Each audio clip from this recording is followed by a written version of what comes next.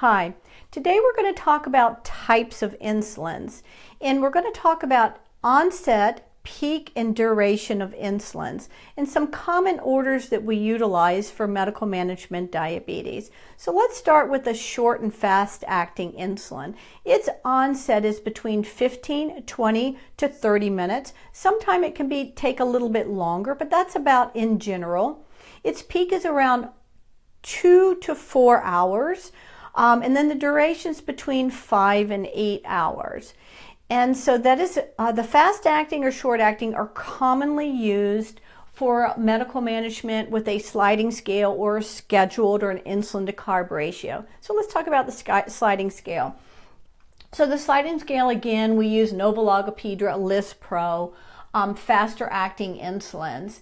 And so the sliding scale is utilized to correct what the blood sugar result is. So we'll find what the blood sugar result is and a correlation of whether we're going to do mild, moderate, or aggressive correction on that patient.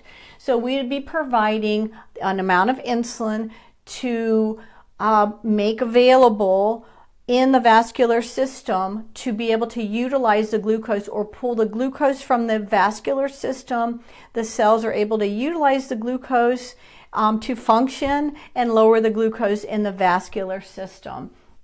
So again, a sliding scale or a correction of what the blood sugar is works very well in the hospital for a short period of time.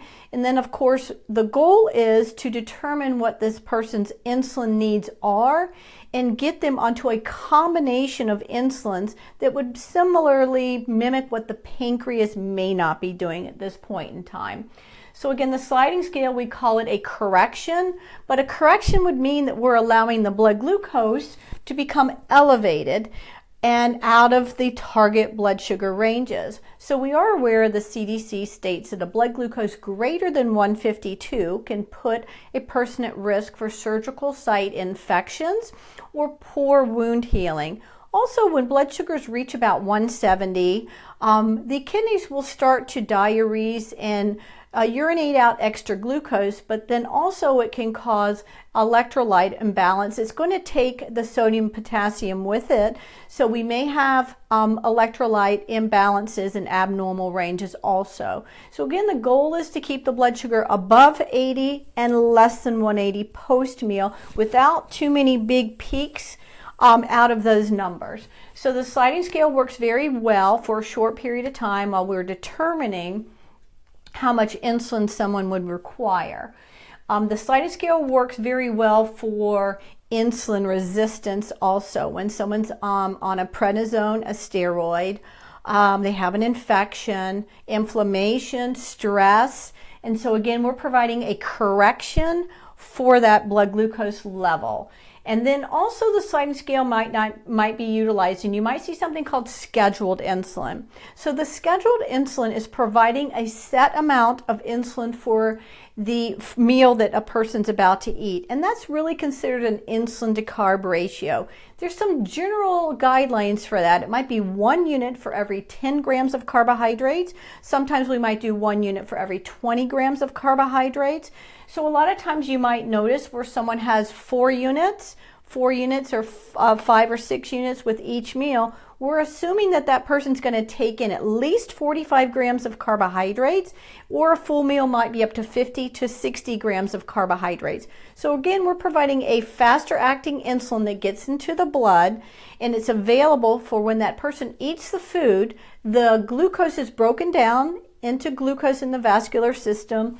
That mealtime insulin is available, the cells are able to use the glucose, and the blood glucose returns after that meal. Less than 180 is pretty much the goal. And that is a really good way to determine if a person is on a good insulin to carb ratio. So again, the schedule would be for the food they're eating, and the sliding scale correction would be an extra amount of insulin providing what the blood glucose is at that point in time. Hopefully we can, after the insulin resistance, the infection, electrolytes, gestational hormone is corrected, or the prednisone, then we can get them on a scheduled amount of insulin.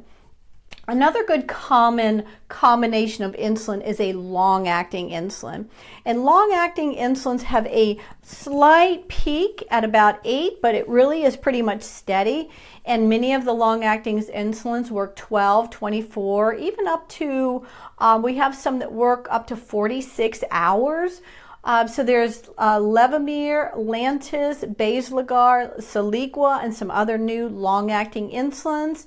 And so again, there's just a basal amount of insulin that's available in the vascular system for that person for 24 hours. So that's just kind of a basal amount. And some of those people are actually making a small amount of insulin. So when they're eating food, their blood glucose may correct on its own, and then they have that hovering basal dose available.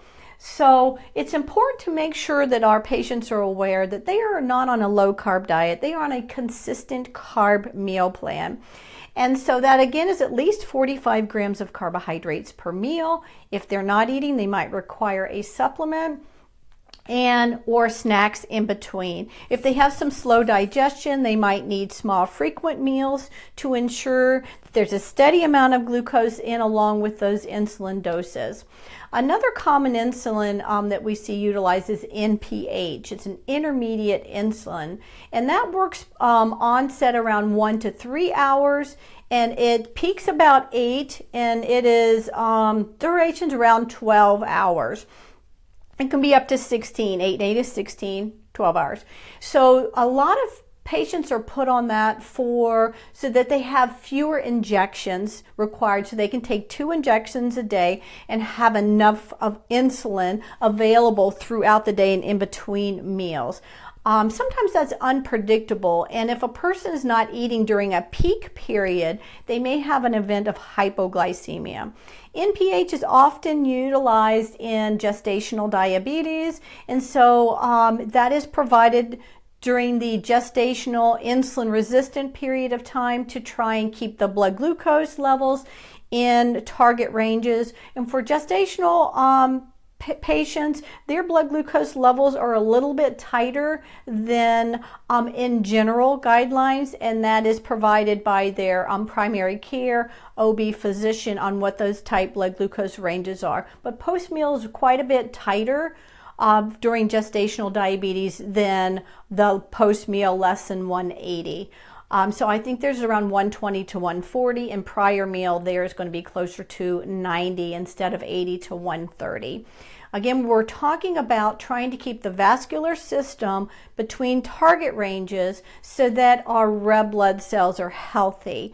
So really thinking about that, the red blood cells circulate in the vascular supply 90 to 120 days. And so any unused glucose can tend to bind to that red blood cell, causing a glycemic coating on the red blood cell, which then may impair that red blood cell to be able to pick up oxygen to it and to circulate through the microvessels, our eyes, our kidneys, and to carry oxygen into the tissue to keep it healthy, to heal properly, and transport oxygen into the tissues and organs. So again, the goal is to keep the blood sugar in tighter ranges to keep our red blood cells healthy. So it's a vascular disease that can complicate or cause poor wound healing, organ damage, and risk for stroke and heart attack just by not keeping those blood glucose in tighter ranges. So that's really the goal of insulin therapy on our patient population, and then providing them the education so that they understand that food and insulin actually go together. And that is really part of the education that we need to provide for our patient population. I hope that that was helpful.